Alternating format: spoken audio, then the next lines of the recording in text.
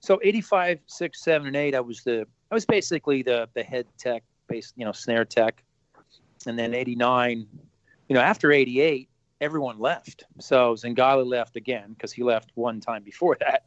So he left again. Hannum left. Michael Klesch left. I mean, everyone left except me and the percussion guys. And then, Mark Sylvester was there. So Mark Sylvester wrote the drill.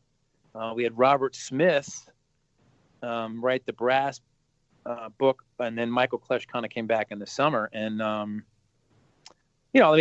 people say like, what's your favorite, drum line at Cadets? And I kind of say I don't really have a favorite. I think I have the special one is 89 because it was my first year, and I didn't have a lot of background in writing. I wrote for Westchester for when I was doing the marching band. I wrote some high schools, but now it's like, all right, here's your baby.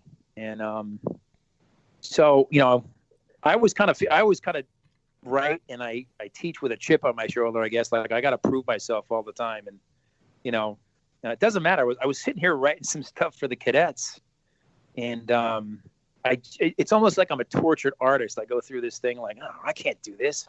How did I write that last year? Oh my God! And I'll see a video. I'm like, that's great. How did I do that? It's like I don't even know how I do what I do sometimes, but I remember when I started writing in 89, like writing the drum thing it was probably 20, 30 versions before I got it out to the kids. And I'm very meticulous. So when I get it out, I'm 100% sold on what I have. I'm not, a lot of indoor guys, especially independent guys, will, they'll walk over and say, hey, try this or do this, or nah, that sucks, do this, or whatever. And, I'm like, when I pass it out, I've jumped through hoops and beat myself up over and over the part. So, 89, like when I got it out, that was pretty much, what we played. And I wanted to kind of write like Tom, which was to support the music, but I always kind of felt we could play more. So I wanted to write like Tom, but I wanted to play more like the Blue Devils. And so was trying to play more and fit into the fabric of the music, like, I was taught through Tom. And I think that was one of the, I guess one of the best lines that the Cadets has kind of produced, because there was such a shift from 88 to 89. And, I think, after that, you look at some of the lines, like you could, like 94 look like maybe 95 a little bit, or, like 98, like 99. But that was just such a shift, like how we played, the stuff we played, and the velocity and all that kind of stuff. And here's a funny story.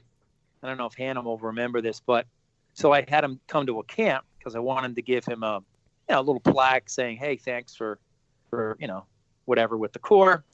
And so we're playing some opener, and we're playing these fast paradiddle, diddle, double, whatever patterns. And it's like 48 counts, but the tempo is, it's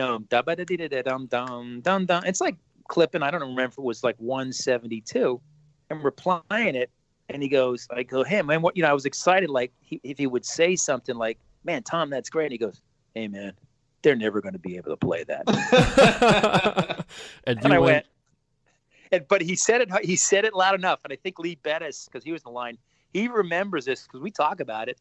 And the snares they looked at me and I'm going, and I'm not going to swear on here, but I said, no, we're going to, and we never changed that part. And we nailed it. And you know how the season goes, the tempo got faster, man. And always. Yeah. It's so like 2/3 of the way, like, all right, we got to juice this a little bit. It was like one of those challenge accepted moments. Yeah. So it was cool, I think that's the other thing too, is I always wanted to try to do stuff which people thought we couldn't do. And so I think riding on the edge was always like a cadet thing for me was, here's 170 and that's the rudiment. You should play at 170. No, we're not going to do that. We're going to play that rudiment at 180. And we're going to chop it out, and we're going to make it happen. And when it happens, it's like the wow factor, So